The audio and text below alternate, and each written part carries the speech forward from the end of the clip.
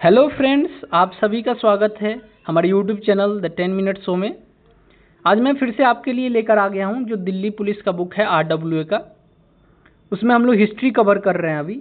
तो हिस्ट्री का भी हम लोग 180 प्रश्न कर चुके हैं। तो आज स्टार्ट करेंगे 181वें प्रश्न से। तो चलिए स्टार्ट करते हैं। उससे पहले आपको एक बात बता दूं कि जो भी दोस्त अभी तक 180 प्रश्न नहीं करे हैं उनका वीडियो देखना है तो डिस्क्रिप्शन में लिंक मिल जाएगा प्लेलिस्ट का, वहाँ से जाकर देख लीजिएगा। और ये काफ़ी इंपॉर्टेंट है क्योंकि ये आरडब्ल्यूए ने बुक बनाया और काफ़ी इसमें पी/क्यू के साथ एक्स्ट्रा क्वेश्चन भी दिया गया और कुछ इंपॉर्टेंट पॉइंट भी दिए गए जहाँ से पेपर में प्रश्न बनने के चांसेस हैं। तो वीडियो को पूरा देखिएगा और अच्छा लगेगा तो लाइक कीजिएगा और चैनल पे नए आएंगे तो सब्सक्राइब भी कर लीजिएगा। तो चलिए स्टार्ट करते हैं। आज का पहला प्रश्न है कि दिल्ली के निम्नलिखित किस लोकप्रिय सुल्तान ने अलाई दरवाजा का निर्माण किया था? तो अलाई दरवाजा का निर्माण कराया था अलाउद्दीन खिलजी ने। किसने कराया था? अलाउद्दीन खिलजी ने अलाई दरवाजा का निर्माण करवाया था।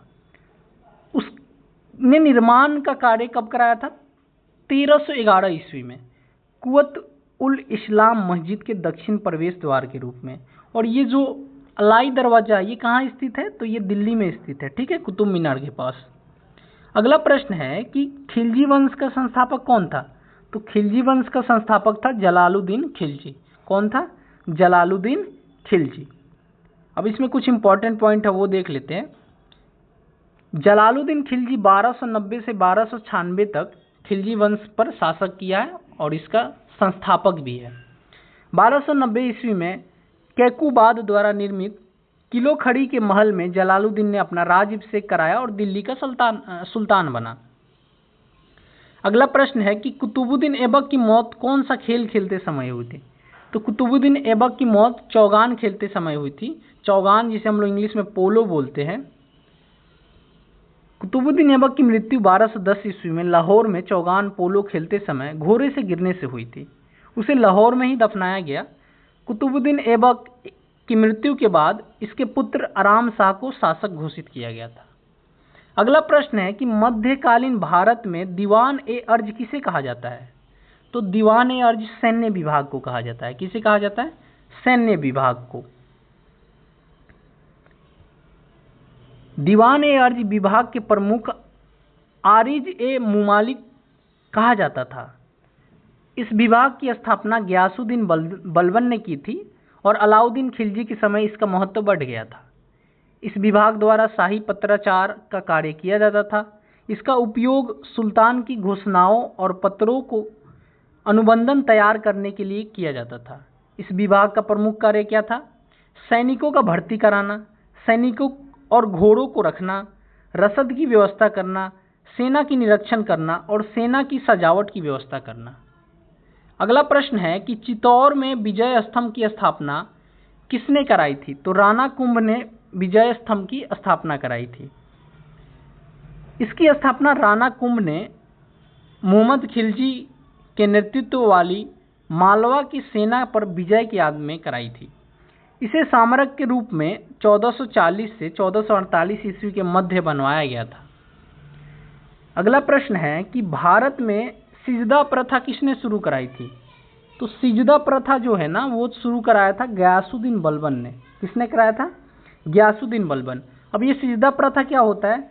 तो सिजदा का अर्थ है झुककर सुल्तान के चरणों को सलाम करना और पैबोस का अर्थ है सुल्तान के पैरों को चूमना। बलबन ने नवरोज उत्सव का प्रारंभ कराया था और नवरोज उत्सव मुख्य रूप से पारसियों द्वारा मनाया जाता है। इसने लौ एवं रक्त नीति का पालन किया था। बलबन का वास्तविक नाम बहाउद्दीन था और इसने तुर्क-ए-चहलगानी का विनाश कराया था। और तुर्क-ए-चहलगानी का शुरुआत किसने कराया था? तो इल्तुतमिश ने करवाया था, ठीक है। अगला प्रश्न है कि 13वीं सदी में बख्तियार खिलजी ने बंगाल के किस राजा को पराजित किया था? तो बख्तियार खिलजी ने लक्ष्मण सेन को पराजित किया था। किसे किया था? लक्ष्मण सेन को। और लक्ष्मण सेन बंगाल के एक राजा थे। 13वीं शताब्दी में तुर्क शासक बख्तियार खिलजी ने बंगाल के शासक लक्ष्मण सेन को पराजित किया था। लक्ष्मण सेन बंगाल के सेन राजवंश के शासक थे। बख्तियार खिलजी ने बिहार और बंगाल विभाजित क्षेत्रों को एक प्रांत के रूप में संगठित किया था। प्रसिद्ध संस्कृत कवि जयदेव लक्ष्मण सेन के दरबारी कवि थे और यही बख्तियार खिलजी जो है ये नालंदा विश्वविद्यालय को भी नष्ट करवाया था। ठीक है, ये भी आपको याद रखना है, कई बार प्रश्न पूछता है कि नालंदा विश्वविद्यालय को किसने नष्ट कराया था। अगला प्रश्न है कि फिरोज शाह तुगलक ने किस प्रसिद्ध शहर का गठन किया था? तो फिरोज शाह ने ना हिसार का गठन किया था। किसका? हिसार का।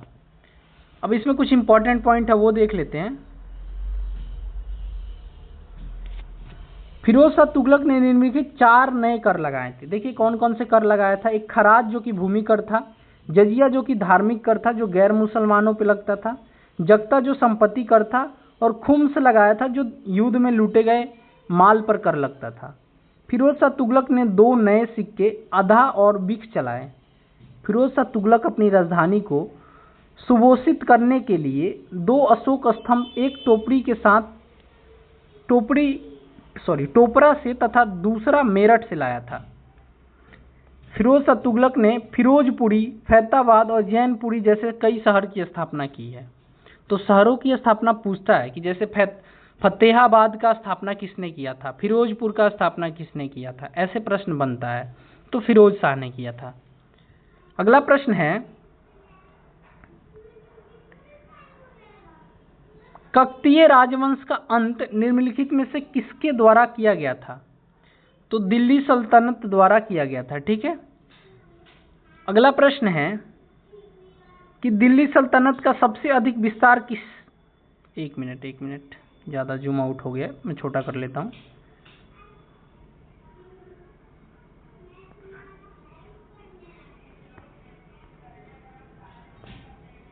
हाँ, अगला प्रश्न है कि दिल्ली सल्तनत का सबसे अधिक विस्तार किसके शासन काल में देखा गया? तो सबसे अधिक विस्तार देखा गया था मोहम्मद बिन तुगलक के शासक में। दिल्ली सल्तनत का सबसे अधिक विस्तार मोहम्मद बिन तुगलक के शासनकाल में देखा गया। मोहम्मद बिन तुगलक मध्यकालीन सभी सुल्तानों में सर्वाधिक शिक्षित, विद्वान एवं योग्य शासक था। इसने 26 वर्ष तक दिल्ली पर शासन किया था। मोरक्को का यात्री इब्न बतूता मोहम्मद बिन तुगलक के शासनकाल में भारत आया था, जिसने रहेला पुस्तक की रचना की है। बहुत बार पूछता है कि वो कौन यात्री था जो मोरक्को से आया था। कई बार ये पूछता है कि मोहम्मद बिन तुगलक के शासनकाल में कौन यात्री आया था। कई बार ये पूछता है कि मोहम्मद बिन तुगलक के शासनकाल में इब्न बतूता आया था तो उसने कौन सी पुस्तक लिखी थी, ऐसे भी पूछता है। और एक और प्रश्न पूछता है, यही प्रश्न को बार बार घुमा के पूछता है कि जो इब्न बतूता है किसके दरबार में आया था, ये भी प्रश्न पूछता है। ठीक है, तो ये पॉइंट आप लोग को याद रखना है। अगला प्रश्न है कि फुतुहात ए फिरोज शाही में किसकी प्रशासनिक उपलब्धियों का विवरण दिया गया है? तो ये फिरोज शाह तुगलक की उपलब्धियों का विवरण दिया गया है इसमें। इसका लेखन स्वयं फिरोज शाह तुगलक ने किया था। उसने अपने शासनकाल में चांदी एवं तांबे के मिश्रण से निर्मित सिक्के चलाए थे, जिन्हें अद्र एवं बिख कहा जाता है। अगला प्रश्न है कि दिल्ली के प्रसिद्ध शहर सीरी का निर्माण किसने कराया था? तो सीरी का निर्माण कराया था अलाउद्दीन खिलजी ने। किसने कराया था? अलाउद्दीन खिलजी ने। अब इसमें कुछ पॉइंट है वो देख लेते हैं कि दिल्ली के प्रसिद्ध शहर सीरी का निर्माण अलाउद्दीन खिलजी ने कराया था और यह किसी मुस्लिम शासक द्वारा बसाया गया पहला शहर था। मतलब पहला शहर था जो मुस्लिम शासक ने बनाया था। कौन सा? सीरी। और कहाँ है ये? दिल्ली में है। तुर्की लोगों की नकल करते हुए सीरी किले का निर्माण किया गया था। अलाउद्दीन खिलजी ने दिल्ली और संपूर्ण भारत पर मंगोलों के आक्रमण से बचाव के लिए सीरी के किले का निर्माण किया था। अगला प्रश्न है कि दिल्ली के निम्न सुल्तान में से कौन अपनी बाजार नियंत्रण नीति के लिए जाना जाता है? तो अलाउद्दीन खिलजी जाना जाता है। ठीक है, अब इसमें कुछ इंपॉर्टेंट पॉइंट है ये देख लेते हैं कि अलाउद्दीन खिलजी आर्थिक सुधारों में सबसे प्रमुख सुधार था। अलाउद्दीन खिलजी के आर्थिक सुधारों में सबसे प्रमुख सुधार था उसके बाजार नियंत्रण नीति इसका उल्लेख बर्नी ने अपनी पुस्तक तारीख ए फिरोजशाही में की है। इस नीति में कुल 4 बाजार स्थापित किए गए थे। पहला जो गल बाजार जो कि अनाज मंडी के लिए हुआ करता था, सराय अदल जो कि कपड़ा बाजार हुआ करता था, और घोड़ों, गुलामों तथा पशुओं का बाजार हुआ करता था, और एक सामान्य बाजार हुआ करता था। ये 4 प्रकार के बाजार स्थापित किए गए थे अलाउद्दीन खिलजी के समय। अगला प्रश्न है कि निम्न में से कौन सा खिलजी वंश का प्रथम शासक था? तो खिलजी वंश का प्रथम शासक था जलालुद्दीन फिरोज शाह खिलजी। ठीक है। खिलजी ने अपने जीवन एक सैनिक के रूप में शुरू किया था। अपनी योग्यता के बल पर इसने सर ए जहांदारा शाही अंगरक्षक का पद प्राप्त किया था। बाद में समाना का सूबेदार बना। अगला प्रश्न है कि दिल्ली के किस सुल्तान ने टांका और जीतल के सिक्के प्रचलित किए थे? तो ये इल्तुतमिश ने किया था। किसने? और ये जो इल्तुतमिश था ये गुलाम वंश का वास्तविक संस्थापक था। इल्तुतमिश ने तुर्क ए चहलगानी या 40 दल का गठन किया था, और इसका नष्ट किसने कराया था तुर्क ए चहलगानी का? तो वो बलबन करवाया था। ठीक है। इल्तुतमिश कुतुबुद्दीन ऐबक का उत्तराधिकारी था। वह दिल्ली सल्तनत का तीसरा शासक था। ठीक है। जो मामुलुक वंश से संबंधित था। मामुलुक वंश यानी गुलाम वंश को ही कहा जाता है। इसने लाहौर के स्थान पर दिल्ली को ही अपना राजधानी बनाया था। अगला प्रश्न है कि तुगलकाबाद शहर की स्थापना किसने की थी? तो तुगलकाबाद शहर की स्थापना गयासुद्दीन तुगलक ने की थी। किसने की थी? गयासुद्दीन तुगलक ने। तुगलकाबाद शहर की स्थापना गयासुद्दीन तुगलक ने की थी। गयासुद्दीन तुगलक का शासनकाल 1320 ईस्वी से 1325 ईस्वी तक था। तुगलकाबाद नगर की स्थापना दिल्ली के समीप स्थित पहाड़ियों पर की गई है। इस नगर में रोमन शैली में निर्मित एक दुर्ग का निर्माण भी हुआ है, जिसे 56 कोट के नाम से भी जाना जाता है। अगला प्रश्न है कि सुल्तान मोहम्मद बिन तुगलक ने अपनी राजधानी को दिल्ली से किस जगह स्थानित करने का फैसला किया था? तो दिल्ली से इसने देवगिरी, ऑप्शन नंबर बी नहीं होगा, देवगिरी, ऑप्शन नंबर ए हो जाएगा। ठीक है। देवगिरी स्थानित करने का फैसला किया था। अब मोहम्मद बिन तुगलक जो था, जो देवगिरी का नाम अभी परिवर्तित करके दौलताबाद कर दिया गया है। मोहम्मद बिन तुगलक 1325 से 1351 ईस्वी तक दिल्ली पर शासन किया, और यह अपने विभिन्न फैसलों के कारण विवादों में रहा। मोहम्मद बिन तुगलक को राजधानी का स्थानित होने के कारण मंगोलों के आक्रमण का भय था, इसलिए यह योजना असफल रही और राजधानी के बाद फिर से दिल्ली स्थानांतरित कर दिया गया था। ये क्या किया था मोहम्मद बिन तुगलक ने? तो देवगिरी जब अपना राजधानी स्थापित किया तो यहाँ से लोगों को देवगिरी लेके गया, और फिर जब वहाँ से देखा कि मंगोलों का आक्रमण का भय हुआ तो फिर से यह स्थापित करके अपने दिल्ली आ गया और दिल्ली को ही अपना राजधानी बनाया।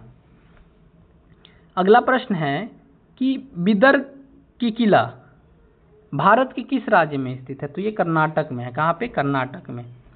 कर्नाटक राज्य के बिदर शहर में स्थित है। इस किले के निर्माण अहमद शाह बहमन ने करवाया था। किले का जीर्णोद्धार 15वीं शताब्दी में सुल्तान अहमद शाह प्रथम द्वारा किया गया था। इस किले के अंदर 30 से अधिक स्मारक हैं। वर्ष 2024 में इसे यूनेस्को विश्व विरासत स्थल में शामिल किया गया था। अगला प्रश्न है कि अहमदनगर के निजाम शाही राजवंश की स्थापना 1490 में डैश ने की थी? तो ये मलिक अहमद निजाम उल मुल्क बहरी ने की थी। किसने किया था? इतना बड़ा नाम है, देख लीजिए, मलिक अहमद निजाम उल मुल्क बहरी। इसने ही अहमदनगर के नजीम शाही राजवंश का स्थापना किया था, और इसका प्रारंभिक मुख्यालय जुन्नार शहर में था। मलिक अहमद ने 1494 में नए शहर अहमदनगर की स्थापना की। अगला प्रश्न है कि दक्षिण भारत में बहमनी साम्राज्य की स्थापना के समय निम्नलिखित में से दिल्ली सल्तनत का सुल्तान कौन था? तो मोहम्मद बिन तुगलक था। कौन था? मोहम्मद बिन तुगलक। जब बहमनी साम्राज्य की स्थापना हुई तब दिल्ली सल्तनत पर मोहम्मद बिन तुगलक 1325 से 1351 तक शासन किया था। बहमनी साम्राज्य की स्थापना 1347 ईस्वी में अलाउद्दीन बहमन शाह यानी हसन गंगू भी कहा जाता है ने की थी। अलाउद्दीन बहमन शाह दिल्ली सल्तनत के दरबार में एक सेवक था। उसने मोहम्मद बिन तुगलक के खिलाफ विद्रोह किया तथा गुलबर्ग को अपनी राजधानी बनाकर दक्षिण भारत में बहमनी साम्राज्य की स्थापना की। अगला प्रश्न है कि बहमनी साम्राज्य की स्थापना किसने की थी? तो ये तो अभी हम लोग देखा कि अलाउद्दीन बहमन शाह ने की थी। ऑप्शन नंबर डी हो जाएगा। बहमनी साम्राज्य की स्थापना अलाउद्दीन बहमन शाह ने की थी। अलाउद्दीन बहमन शाह हसन गंगू के नाम से भी जाना जाता है। उसने 1347 में बहमनी साम्राज्य की स्थापना की और इसकी राजधानी गुलबर्ग वर्तमान कलबुर्ग कर्नाटक में है। वर्ष 1518 में बहमनी साम्राज्य का विघटन हो गया। अगला प्रश्न है निम्नलिखित में से कौन सा शहर विजयनगर साम्राज्य की राजधानी है? तो विजयनगर की जो राजधानी है वो चंद्रगिरी है। क्या है? चंद्रगिरी। चंद्रगिरी विजयनगर साम्राज्य की राजधानी थी। हम्पी उत्तर कर्नाटक में स्थित एक शहर था।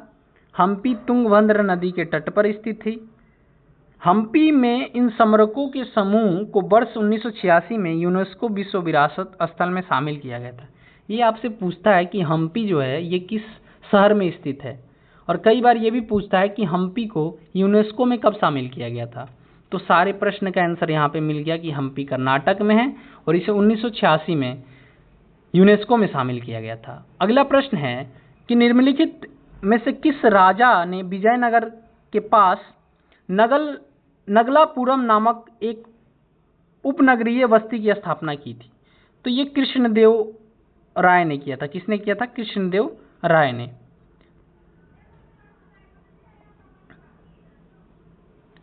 विजयनगर साम्राज्य के शासक कृष्णदेव राय ने अपनी मां रानी नंगल देवी की याद में नगलापुरम शहर की स्थापना की थी। कृष्णदेव राय तुल्ला वंश के थे। कृष्णदेव राय को विजयनगर के शासकों में सबसे महान माना जाता है। उन्हें अभिनव भोज, अंध्र पितामह तथा अंध्र भोज के नाम से भी जाना जाता है। कृष्णदेव राय ने तेलुगु में अमुक्त मालदेय नामक पुस्तक की रचना की है। यह पुस्तक राज व्यवस्था पर आधारित है। डोमिंगो प्यास पुर्तगाल यात्री ने कृष्णदेव राय को एक महान शासक और नए प्रिय राजा कहा। इनके दरबार में 8 तेलुगु विद्वान अष्टदिग्गज निवास करते थे। अगला प्रश्न है कि विजयनगर साम्राज्य और दक्कन सुल्तानों के बीच तालीकोटा की लड़ाई किस वर्ष में लड़ी गई थी? तो ये 1565 में लड़ी गई थी। तालीकोटा का जो युद्ध था वो जनवरी 1565 ईस्वी में लड़ी गई थी और यह लड़ाई दक्कन क्षेत्र में विजयनगर साम्राज्य तथा दक्कन सुल्तानों के बीच हुआ था। और इस युद्ध में विजयनगर साम्राज्य को हार का सामना करना पड़ा था और इस लड़ाई को राक्षसी तंगरी के नाम से भी जाना जाता है। अगला प्रश्न है कि विजयनगर के सम्राट अच्युत देव राय डैश वंश के थे? तो ये तुल्ला वंश के थे। किस वंश के? तुल्ला वंश के। विजयनगर सम्राट अच्युत देव राय तुल्ला वंश से संबंधित थे। तुल्ला वंश के कुछ अन्य शासक जैसे वीर नरसिंह राय जो 1505 से 9 तक शासक किए हैं, कृष्णदेव राय जो 1509 से 29 तक, और सदाशिव राय जो कि 1542 से 1570 तक शासक किए हैं। अगला प्रश्न है कि निम्न में से कौन सा यात्री कृष्णदेव राय के दरबार में आया था? तो डोमिंगो पेस आया था। डोमिंगो पेस भारत में अब तक के सबसे शक्तिशाली राजा कृष्णदेव राय के दरबार में आया था। डोमिंगो पेस एक पुर्तगाल यात्री था। डोमिंगो पेस ने 1520 के आसपास विजयनगर का दौरा किया था और कृष्णदेव राय के शासनकाल में अन्य पुर्तगाली यात्री जैसे बारबोसा ने भी विजयनगर की यात्रा की थी। अगला प्रश्न है कि हरियर और बुक्का ने किस प्रसिद्ध साम्राज्य की स्थापना की थी? तो इन्होंने विजयनगर की स्थापना की थी। किसे? विजयनगर की। अब इसमें कुछ इंपॉर्टेंट पॉइंट है कि हरियर और बुक्का द्वारा विजयनगर साम्राज्य की स्थापना वर्ष 1336 में की गई थी और विजयनगर साम्राज्य दक्षिण भारत के पठार क्षेत्र में स्थित है। तुंगभद्रा नदी के किनारे विजयनगर साम्राज्य की स्थापना हुई थी। अगला प्रश्न है कि भक्ति के किस सीख के अंतर्गत ईश्वर का निराकार रूप का परिकल्पना की गई है? तो निर्गुण। क्या हो जाएगा इसका आंसर? निर्गुण रूप। भक्ति के निर्गुण शाखा के अंतर्गत ईश्वर के निराकार रूप की परिकल्पना की गई है। इस शाखा के भक्ति कवि निर्गुणवादी थे। अगला प्रश्न देखते हैं कि अजमेर इनमें से किस सूफी संत से संबंधित है? तो जो अजमेर है ना, वो संबंधित है ख्वाजा मोइनुद्दीन चिश्ती से। अजमेर के सूफी संत ख्वाजा मोइनुद्दीन चिश्ती से संबंधित है। अजमेर शरीफ दरगाह को भारत के सबसे पवित्र मुस्लिम तीर्थस्थल में से एक माना जाता है। यह भारत में चिश्ती सिलसिले के संस्थापक माने जाते हैं। आज का आखिरी प्रश्न है कि शेख सलीम चिश्ती का मकबरा इनमें से किस शहर में स्थित है? तो इनका जो मकबरा है वो फतेहपुर सीकरी में स्थित है। शेख सलीम चिश्ती के मकबरे का निर्माण अकबर ने करवाया था। शेख सलीम चिश्ती एक सूफी संत थे। अकबर ने शेख सलीम चिश्ती के सम्मान में अपने पहले बेटे का नाम सलीम जहांगीर रखा था। ठीक है, वीडियो अच्छा लगा हो तो लाइक कर दीजिएगा, और जो भी दोस्त चैनल पे नए आए हैं वो सब्सक्राइब कर लेंगे। मिलते हैं नेक्स्ट वीडियो में। जय हिंद, जय भारत।